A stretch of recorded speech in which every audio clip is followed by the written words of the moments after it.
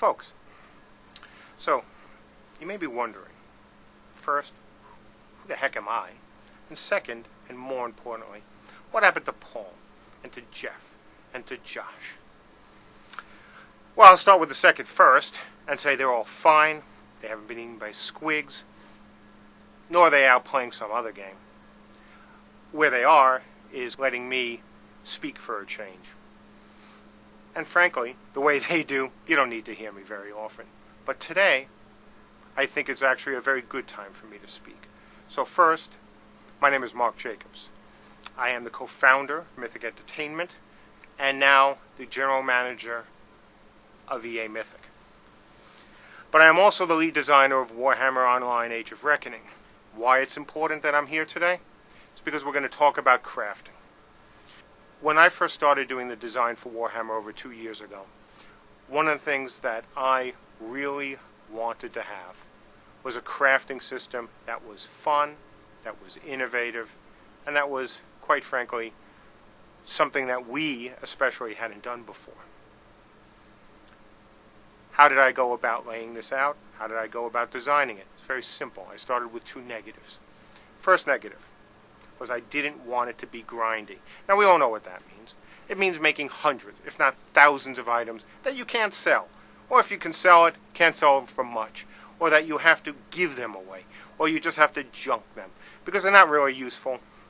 The grinding is just used to take up time as you go up levels in the game. Did not want that. The other thing I didn't want. I did not want this to be a recipe-based game. Now, it's not that I have anything really against recipe-based games, but frankly, it's been done a lot. Most MMOs use a recipe-based system.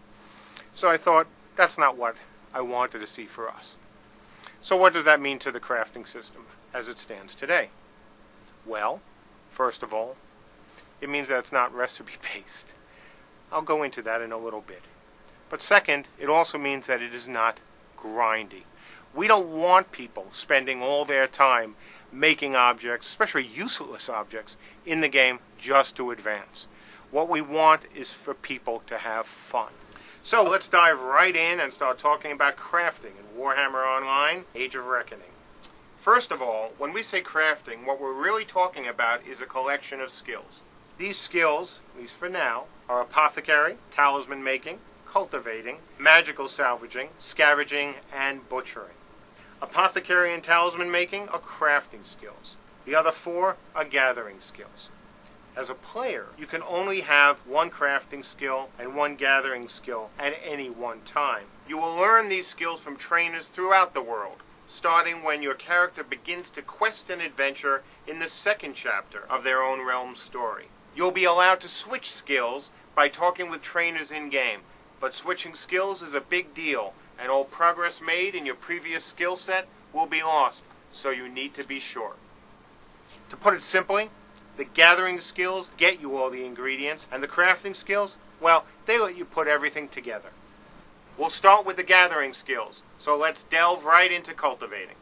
Players with the cultivation skill can grow their own weeds and fungi. Most weeds and fungi are apothecary ingredients.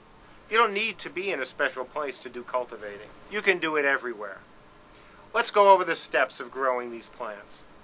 Before you can grow things, you'll need seeds or spores. There are several ways you can get them. First, there's a merchant in each Chapter 2 that sells all the basic low-level seeds. Certain monsters often drop seeds and spores, and some seeds can also be found from scavenging.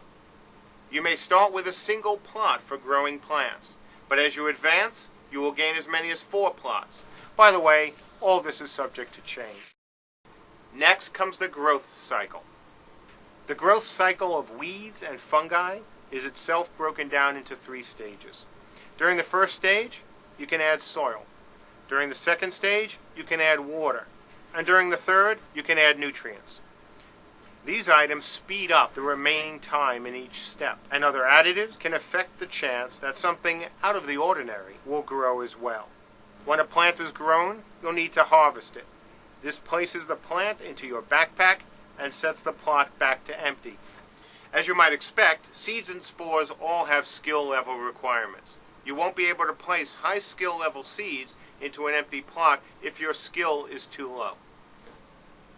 Now, let's look at another gathering skill, magical salvaging. Magical salvagers can break down magic items, converting them into magical fragments. These magic items are found in all manner of quests, PvE, and RVR encounters. When a player magically salvages an item, he or she gets to choose which bonus to extract from it. Hey, I'm back. So, let's say that the item you're salvaging has 2 bonuses on it, willpower and intelligence. You get to choose which bonus you want to extract. So sometimes you may want willpower, sometimes you may want intelligence. The point is, it's your decision. Salvaging also produces magical essences. Primarily, these fragments and essences are used to make talismans, which we'll discuss when we move on to the crafting skills. For now, let's continue talking about gathering skills, which leads us to scavenging and butchering. I mention them together because these gathering skills are 2 sides of the same coin, since they both describe the skill of extracting resources from dead creatures. There is an important distinction, however. Scavenging can only be used on relatively intelligent, sentient creatures. Butchering is only used on non-sentient creatures. Think of it this way. If it's smart enough to wear clothes, then it's probably got pockets, and then you'll need to scavenge. No clothes means no pockets, and you'll need to butcher. So, let's talk about scavenging. The first thing we'll need is a corpse. In order to scavenge a dead monster, that monster must be completely looted. There will be an easy way to tell if a creature can be scavenged. There will be flies buzzing around the corpse. Next, you must own the scavenging rights for that creature. Scavenging rights are initially owned by the player or group who killed the monster. After a while, however, the scavenging rights open up to any scavenger. When you first learn the skill, you will be able to scavenge dead monsters up to level 5. As your skill increases, you will be able to scavenge high-level dead monsters. We'll finish discussing gathering skills by talking about butchering. Butchering is for all intents and purposes exactly like scavenging, except only non-sentient monsters can be butchered. So the only thing you can recover from their corpses are meat, skin, and bones. What do you expect? It's butchering. These ingredients have very specific and important uses, however, which leads us to our first crafting skill, apothecary. Apothecary is a skill that allows players to create potions, lotions, and powders. You can use this skill anywhere, any place, and any time. Once a player has the apothecary skill, he or she will then need some ingredients. Merchants will sell all the necessary ingredients to make low-level potions. However, ingredients for high-level apothecary will naturally come from cultivating, scavenging, and butchering, and a few other surprises. So now that we know where we get ingredients, let's run through how a player uses apothecary. The first thing a player needs is a container. No crafting, of course, can be done without one. It's messy, and it burns your clothing. Most apothecary containers have 4 slots. The first slot is for the main ingredient. Main ingredients determine what kind of potion you are going to make. However, main ingredients are very, very unstable. To make the overall concoction stable enough to succeed, you'll need to add additional ingredients. Once you started hunting down higher level ingredients, skilled potion makers will realize that they can start designing potions. So the apothecary system at its heart is all about experimentation. It's about taking this ingredient and that ingredient and that ingredient, putting it together and see what happens. Sometimes things work really well. Sometimes things work exceptionally well. Some ingredients make concoctions more stable. Some make potion effects last longer. And some even increase the number of doses made. If your creation is unstable, there is a chance that the potion will fail. Luckily, although your container may be destroyed in such a failure, the ingredients gathered by player skill cannot be lost. So, here's another example of how we leave so much of the decision-making regarding the crafting system up to the player. Let's say you're going to do RVR tonight. Maybe you only have 2 hours. So you're going to craft some potions that are only going to last this long and will be very powerful. On the other hand, if you were going to do PvE and wanted to play for, say, 6 hours, you're going to craft potions that are a little less powerful, but will last this long. Furthermore, there's always the chance that something truly extraordinary might happen, making your potion a lot more than you expected. And let's finish by talking about our last crafting skill, talisman making. As you might have guessed, this skill allows players to make talismans. We're kind of clever, aren't we? Talismans are minor items of power, which can be attached to some armor and weapons. Only rare and powerful items can have talismans attached to them. To make a talisman, you will need 4 items from various crafting and gathering skills, including, of course, a magical fragment from magical salvaging. You could consider this the main ingredient.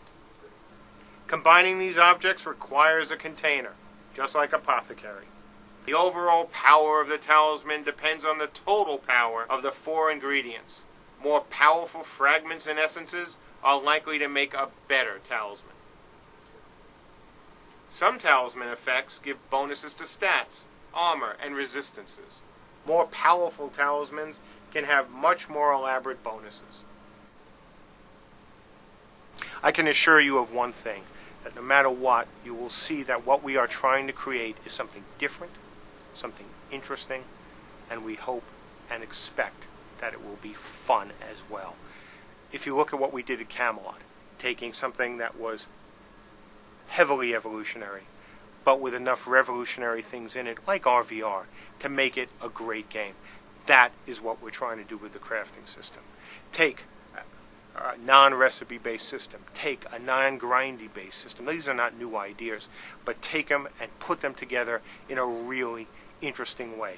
A way that will be fun for the players, whether they're PvE geared, whether they're RVR geared, whether they just, frankly, even want to craft a little bit. All in all, I think we are on track to having a great system. But in the end, it will be up to you to decide whether we've hit it or not. I hope we have. I hope we've hit a home run with this system, just as we have with things like the Tome of Knowledge, with public quests, and other things in our game that are really going to set a new standard for MMOs.